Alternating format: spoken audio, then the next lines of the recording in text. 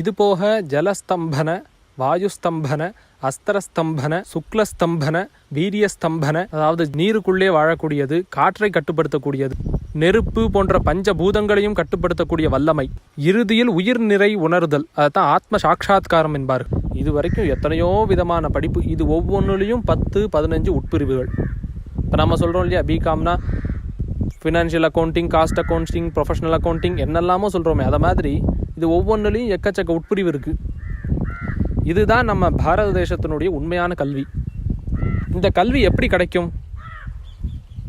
படித்து கிடைக்கிறது அப்படிங்கிறது ஒரு விதம். அதாவது ஒரு பெரிய கல்லை நாம் தூக்குற மாதிரி படித்து நாமளாக படித்து கற்றுட்டோம்னா, ஒரு குரு ஒருத்தர் இருக்கார், அவர் மூலமாக நம்ம கற்றுக்கிறது ஒரு நெம்புகோலை வச்சு அந்த கல்லை தூக்குற மாதிரி. அதாவது 30% உழைப்பு என்னோடது, 70% அந்த நெம்புகோல் பார்த்துக்கும். குருவினுடைய விசேஷ அனுகிரகம்.